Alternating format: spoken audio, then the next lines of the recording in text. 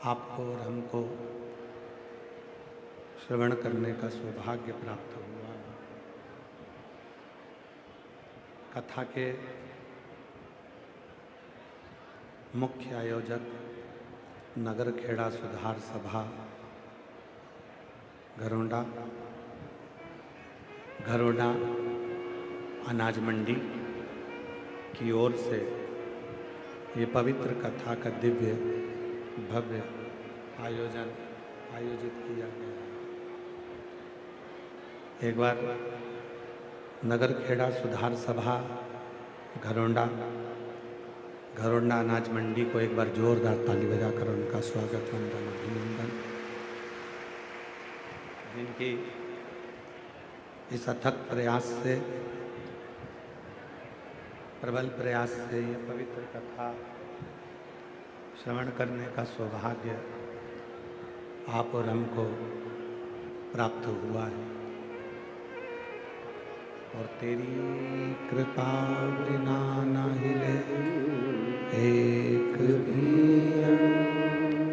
लेते विश्वास तेरी कृपा से तनु बखान क्या करूं मैं राखों के ढेर का चपटी बबूत में खजाना कुबेर का गंगाधार मुक्ति द्वार ओंकार तू भोले ओंकार तू आयो शरण तिहारी शंभु तार तार तू। एक आत्मा दूसरा परमात्मा।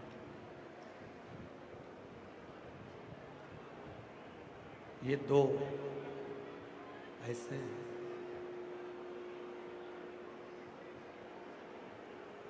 जिनको आपकी सत्यता से मतलब है। गला पकड़ रहा है, जिनको केवल आपकी सत्यता से मतलब है। उनको कोई इस आत्मचिंतन को, इस आत्मचित्त को, इस मन को सब कुछ मालूम है। दुनिया में सबसे सब कुछ छुप सकता है, पर एक आत्मा ऐसी होती है, एक आत्मा ऐसी होती। गला पकड़ रहा है, साउंड, गला खींचना पड़ रहा है, गला बहुत तकलीफ दे रहा है। एक आत्मा ऐसी होती है जिसको सब कुछ ज्ञात होता है। आपके जीवन में आप कैसा कर्म कर रहे हैं, आपके जीवन में आप कैसा कर्म कर चुके हैं और किस कर्म की ओर आप बढ़ रहे हैं,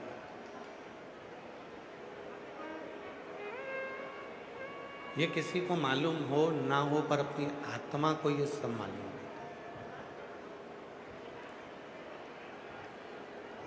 अपने चित्त को ये सब मालूम है।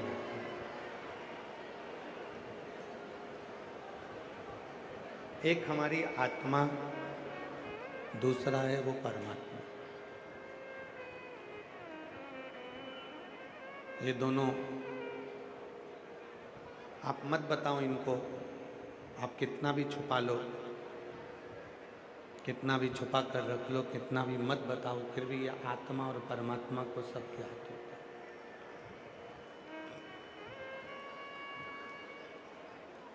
इसीलिए शिव महापुराण की कथा कहती है, शिव पुराण कहती है कि आत्मचिंतन बहुत जरूरी है। आत्मचिंतन से मतलब है कि जो हम कर्म कर रहे हैं, जिस कर्म की ओर हम बढ़ रहे हैं, उसका चिंतन जरूर।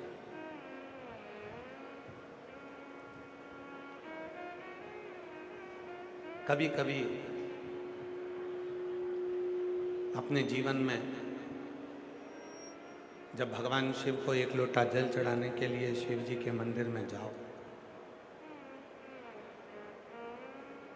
भगवान शंकर को जल चढ़ाने के लिए जब भगवान शंकर के मंदिर में पहुंचो, शिव जी के मंदिर में जब आप जल चढ़ाने के लिए जाओ, तो जल चढ़ाने के बाद जब आप नंदी के पास में आकर बैठते हो,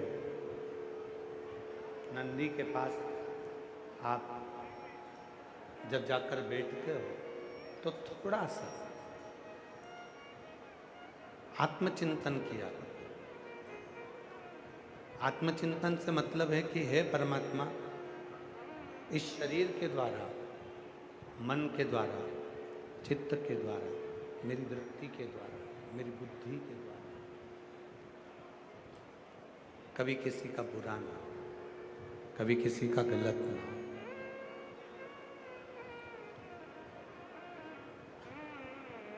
कहते हैं शिव का जो भक्त होता है, भगवान शंकर का जो उपासक होता है, शिव भक्ति में जो डूबने वाला होता है,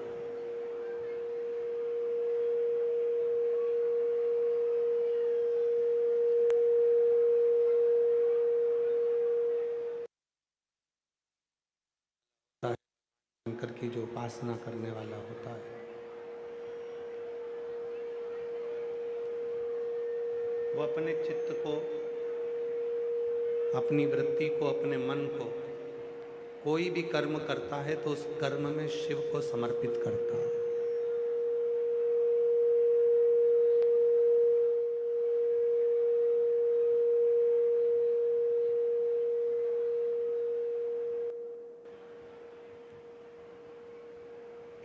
जब वो कोई भी कर्म करेगा तो वो शिव को समर्पित करेगा। अच्छा कर्म करा तो भी भगवान को समर्पित करेगा, और बुरा कर्म करा तो भी भगवान को समर्पित करेगा। श्रेष्ठ कर्म किया तो भी भगवान को समर्पित करेगा, और बुरा कर्म किया तो भी भगवान को समर्पित करेगा। अच्छे और बुरे कर्म को, श्रेष्ठ और बुरे कर्म को भगवान को समर्पित कर कर चलता है, भगवान को समर्पित कर कर चलता है।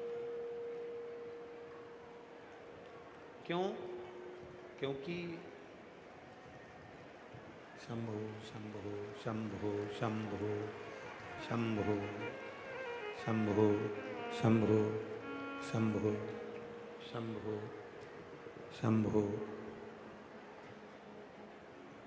शंभो शंभो।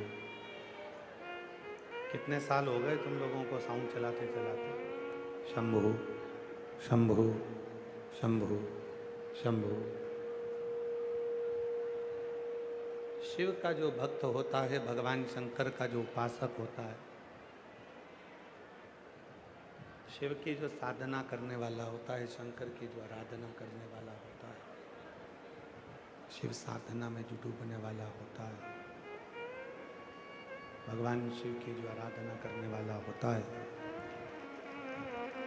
वो अपने अच्छे और बुरे कर्म को शिव को समर्पित कर कर चलता है। अच्छा कर्म भी भगवान शंकर को देगा और बुरा कर्म भी भगवान शंकर को। शायद शिव महापुराण की विद्येश्वर संहिता में एक बात लिखी है।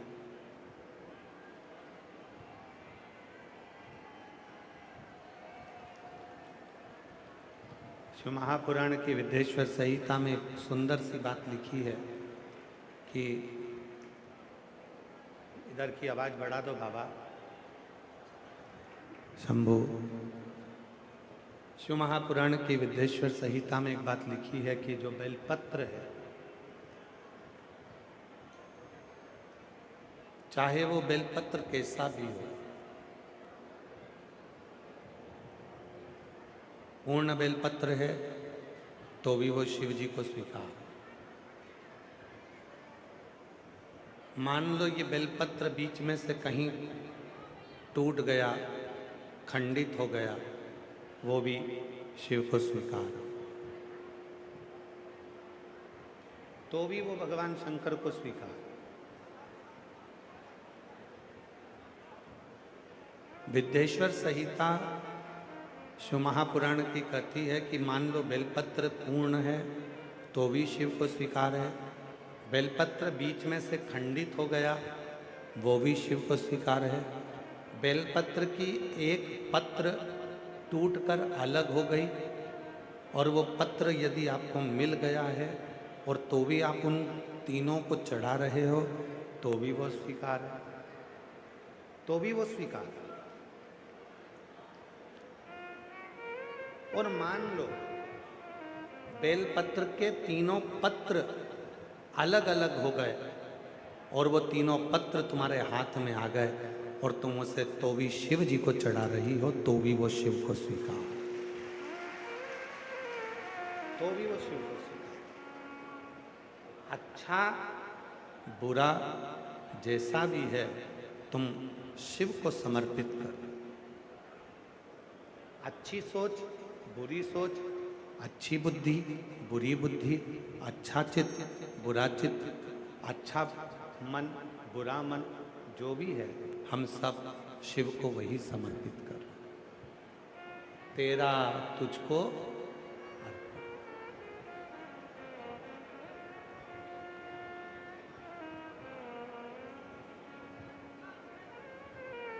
तेरा तुझको अर्पण। ये पत्र चाहे इनके 1000 टुकड़े हो जाएं,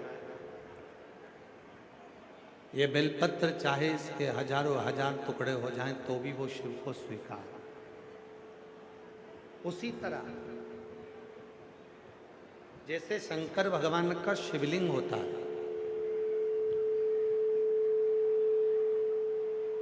थोड़ा समझिएगा बहुत ध्यान से।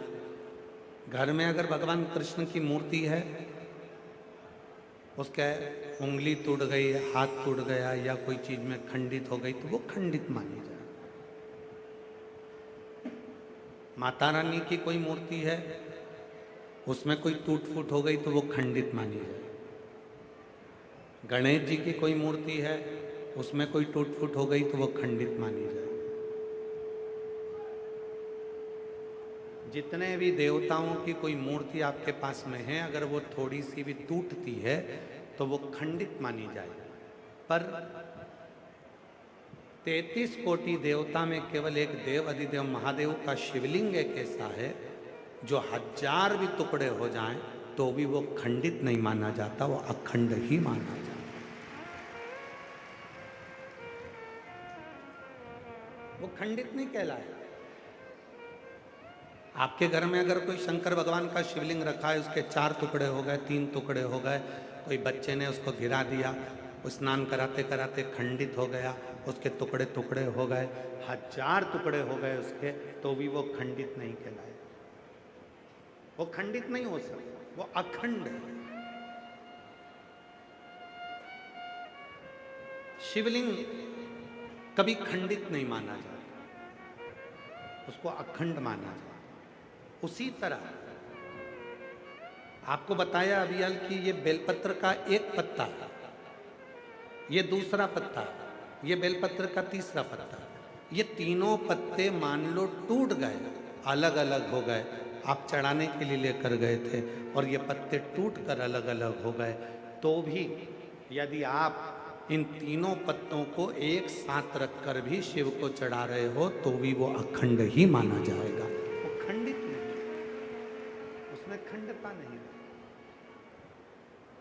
अच्छा है शिव का, बुरा है शिव का।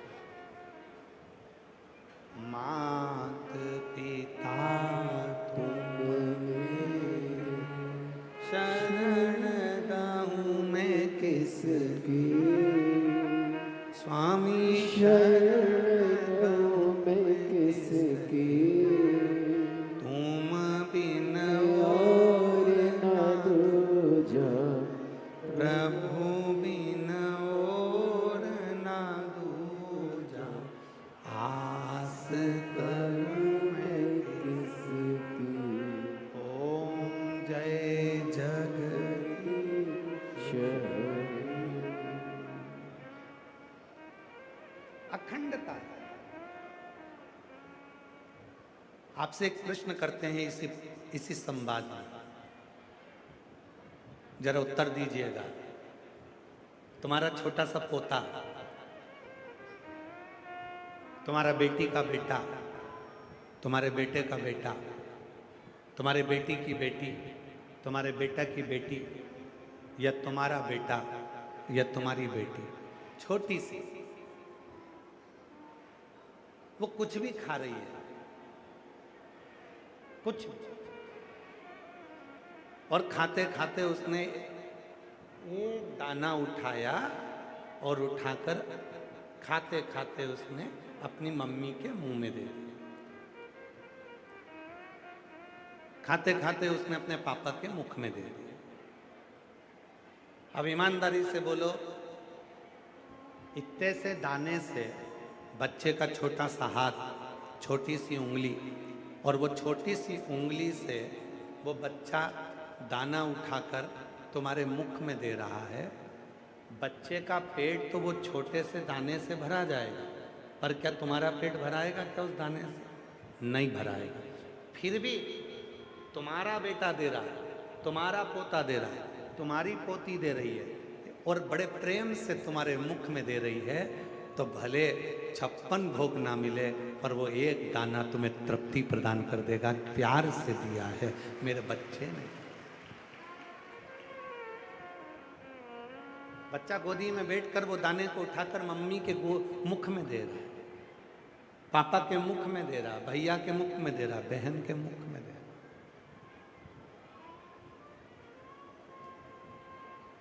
छोटा सा दाना,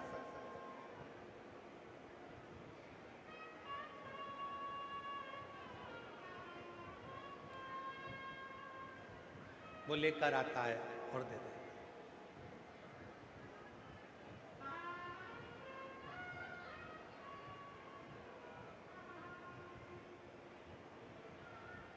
और वो इतना सा दाना हमको जो तृप्ति देता है, वो तृप्ति मुंह ले जाता है, वो तृप्ति। एक बिल्कुल छोटा सा दाना वो लाके दिया और उसमें हमको तृप्ति। अब वो दाना इतना बड़ा नहीं है, वो भोजन का कोरा इतना बड़ा नहीं है, पर वो दाना जो उसने प्रेम से दिया है वो तृप्त कर रहा है। जो उसने दिया है उसमें हमको तृप्ति मिली। उसी तरह आप पिता हो, भगवान शंकर पिता है, माँ जगत जननी दुर्गा भवानी माँ है। आप सब, हम और आप उस शिव के पुत्र पुत्री हैं, बेटा बेटी हैं। हम अगर अच्छा भी देंगे तो भी वो स्वीकार करेगा, और हम उसे बुरा भी देंगे तो भी वो स्वीकार करेगा, और खुश होगा कि मेरे बच्चे ने कम से कम मुझे कुछ तो दिया, कुछ तो प्रदान करा।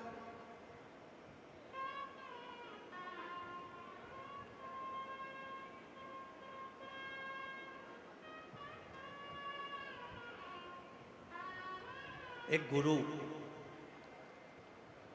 अपने चेले के साथ में भिक्षा मांगने गए,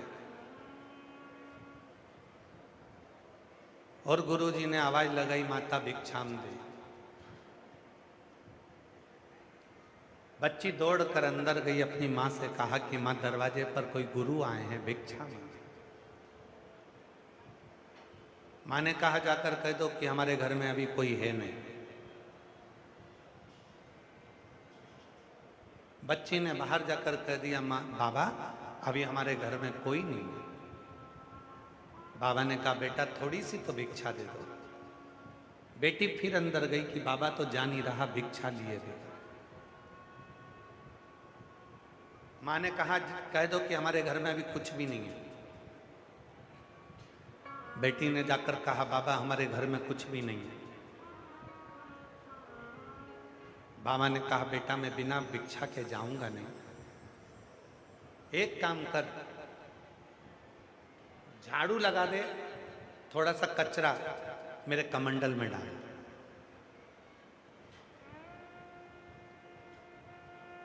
बेटी ने झाड़ू लगाई, कचरा उठाया, बाबा के कमंडल में दे दिया। बाबा कचरा लेकर चले गए। चेले ने पूछा गुरुजी से, गुरुजी उसने भोजन नहीं दिया, अन्न नहीं दिया, कचरा दिया, तुम इस कचरे का करोगे क्या? गुरुजी ने वो कचरा लिया, आगे जाकर फेंक दिया। जब कचरा फेंकना ही था तो तुम लेकर क्यों आए? गुरुजी ने कहा, उसकी माँ ने अपनी बेटी को ये सिखा दिया कि संत आए तो कह देना कि कोई है नहीं, संत आए तो कह देना कुछ नहीं है। मैंने उस बेटी को सिखाया है कि संत दरवाजे पर आए तो खाली ना जाए, भले कुछ भी दो पर देकर भेजो। बेटी ने कम से कम आज कचरा दिया है, जब शादी होकर जाएगी तो दरवाजे से किसी संत को कभी खाली नहीं भेजे। देने की जो आदत है वो बचपन से होती है, प्रार्थना की जो आदत है वो बचपन से होती है।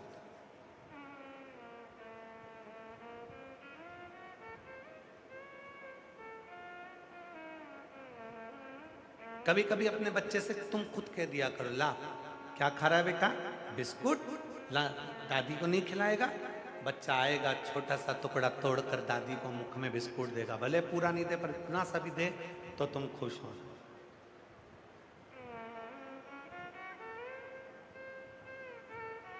प्रसन्न होना। मेरा भोला बाबा ऐसा ही है, मेरा भोलानाथ ऐसा ही है। सारी दुनिया ने उसके लिए कहा कि शंकर जी को अखंड बेलपत्र चढ़ाया करो, टूटी हुई बेलपत्र शिव जी को नहीं चढ़ाना चाहिए। शंकर भगवान को टूटी बेलपत्र नहीं चढ़ती। किसी ने कह दिया शंकर जी को ये नहीं चढ़ता। शिव को जिसने जान लिया कि शंकर हमारा बाप है, हमारा पिता है, जैसे घर के बच्चे अपने पिता के मुख में छोटा सा भी दाना देते हैं तो पिता संतुष्ट हो जाता है, उसी तरह बेलपत्र चाहे कैसा भी हो, वो बेलपत्र जब शिव को दिया जाता है तो वो पूर्ण ही माना जाता है, उसकी पूर्णता माना। कई लोगों का शरीर बेकार हो जाता है, कष्ट हो जाता है, रोग आता है, बीमारी आती है, और वो उसने सुना कि सियोर वाले बाबा ने कहा है कि बेलपत्र चढ़ी हुई खाना चाहिए। अब सियोर वाले बाबा ने क्या कहा कि जब तुम बीमार हो, तकलीफ में हो, तुम्हें रोग है, तब बेलपत्र खाओ। अब कई लोगों की तो आदत हो जाती है कि रोज रोज बेलपत्र खाने लगते हैं, रोज ही बेलपत्र खाने लगते हैं। नहीं, सियोर वाले बाबा ने कहा कि जब तुम्हारा स्वास्थ्य खराब है तब बेलपत्र शिव की चढ़ी हुई प्रसाद के रूप में शंकर जी के सामने से जब बेलपत्र चढ़ी हुई उठाओ तो उनसे कहो, बाबा आप महामृत्युंजय हो, आप मृत्यु को जीतने वाले हो। बाबा मुझे रोग हो गया है, उस रोग को मिटाने के लिए आप औषधि के रूप में ये बेलपत्र दे दीजिए और इस बेलपत्र को औषधि बना दीजिए। जब आप ऐसा कहकर भगवान शंकर को महामृत्युंजय के रूप में बोलकर उनसे औषधि मांग कर लाओगे, तब उस बेलपत्र को खाओगे तो बेलपत्र असर करती है। और एक बात और याद रखना, हम पूरी बेल अंश जितना बड़ा तुम्हारे माथे पर बिंदी लगी होती है, उतनी बिंदी के बराबर भी अगर तुमने बेलपत्र को खाया है तो वो बेलपत्र भी उतना ही असर करेगा जितनी पूरी बेलपत्र। जितनी बड़ी बिंदी अपने माथे पर लगी है उतनी बेलपत्र, उतनी बिंदी के बराबर भी अगर बेलपत्र हम खा रहे हैं तो उतना ही असर करेगा। जरूरी नहीं है कि पेट दुख रहा है तो दवाई का पूरा पत्ता ही खा जाओ, सिर दुख रहा है तो टेबलेट का पूरा पत्ता ही खा जाओ, 12 की 12 गोली खा गया। एक गोली निकालो और उसको खाओ। उसी तरह शरीर में अगर कष्ट है, तुम पूरी बेलपत्र नहीं खा सकते, मुंह में स्वाद नहीं आता, छाड़ छाड़ हो जाता है मुख में, अगर बेलपत्र खाने के बाद तुम्हें स्वाद नहीं आ पा रहा, तो इतनी सी बेलपत्र का टुकड़ा, जितनी बड़ी तुम्हारे माथे पर बिंदी रहती है उतना बड़ा टुकड़ा आप नंदी के पास बैठकर उसको खाना प्रारंभ करिए, वो बेलपत्र भी उतना ही असर करे, उतना ही असर।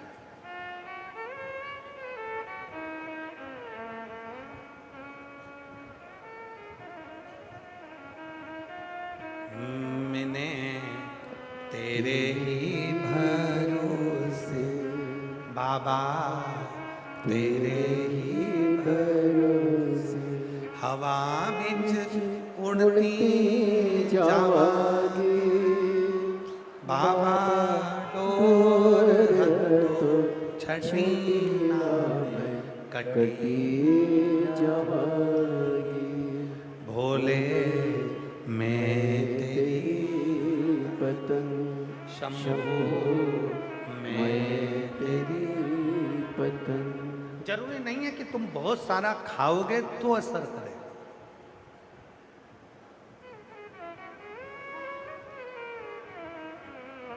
जब नींद नहीं आती है रात्रि को, शिव जी की 5 लड़कियों के नाम बोले जाते हैं, बेटियों के नाम बोले जाते हैं, सबको याद है वो नाम? साथ में बोलेंगे। पहले नंबर पर जया, दूसरे नंबर पर विषहरा, शामली बारी, दौतली और देव। कई लोग ऐसे हैं जो नींद की गोली खाकर सोते हैं, उनके लिए सबसे सुंदर तरीका है, आज ही प्रैक्टिकल कर कर देखना कि सियोर वाला बाबा झूठ तो नहीं बोल रहा है, क्योंकि अभी तो हम तुम्हारे यहाँ 3 दिन हैं, तुम पकड़ सकते हो हमको, बोल सकते हो कि हमने